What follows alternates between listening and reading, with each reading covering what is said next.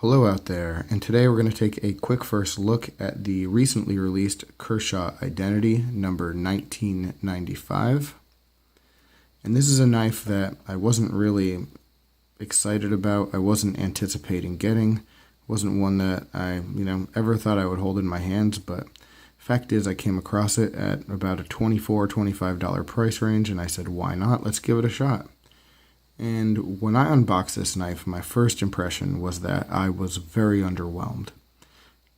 Was not impressed with this at all from the look of it and the first touch of it. It felt cheap. I really didn't like the black oxide coating, and it didn't make any sense that Kershaw would put out a product like this. But the more that I hold this knife, and the more that I play with it and just really take a look at it and hold it in my hands, the more that I understand what this knife could be for someone and what it could be for me. And that's that it could be a really good and functional, full-size beater type of knife that you just get a lot of mileage out of. That is what this knife could be good for. There's definitely a spot for that in my collection. Definitely a spot for a knife like that, and probably for a lot of people. But hitting the specs real quick, we have a 3.5-inch blade here. It has that black oxide coating, like I said.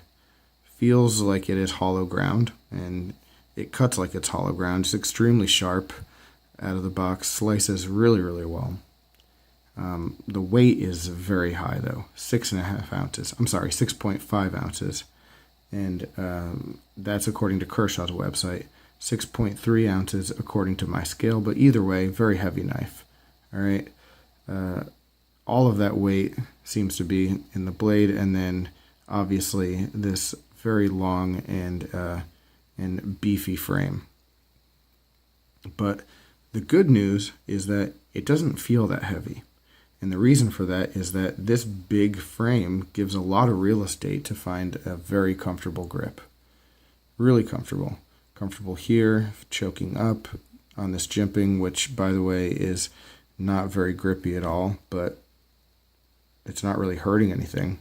So there's that. But comfort, and then comfort down here, plenty of space, and then choking up also. It's good. It's a good, comfortable knife. And then looking at this glass-filled nylon insert here, this scale is very comfortable as well. Good grippiness on that.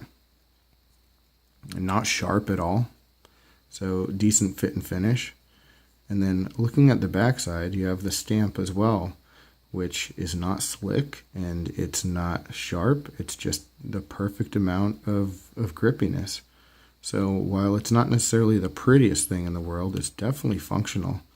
And, you're definitely going to have a good, comfortable grip. What I like is the stamp down here, because I'm left-handed.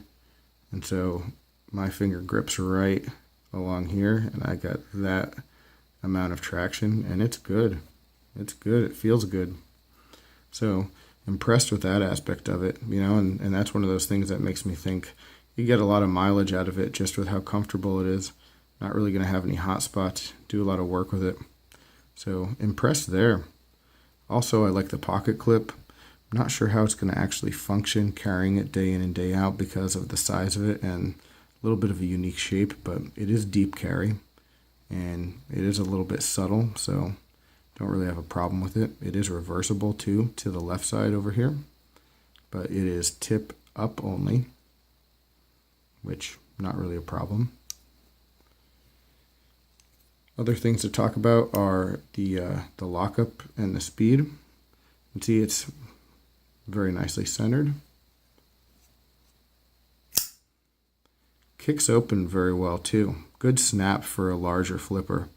A lot of the larger speed safe knives, they just sort of limp out of the spring mechanism, but this one has a good kick, so happy with that. Lockup is strong. So overall, yeah, there's a lot of good here. Just a lot of good. If you can get over the fact that it's not a particularly high-end material knife, it is one that can be a good functional one, I think.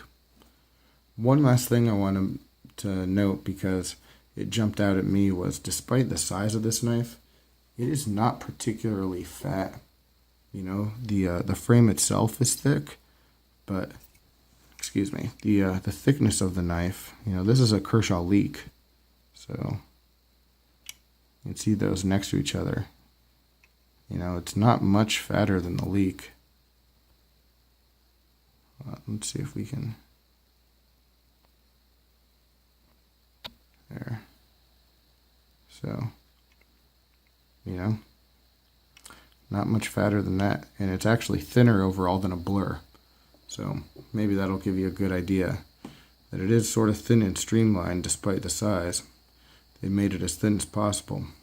So overall, might end up doing a follow-up if my opinion changes, but right now, yeah, just if you're going to get this knife, get it and beat it up and go to town on it and get as much use out of it as you can, because I think that's really what it's meant for.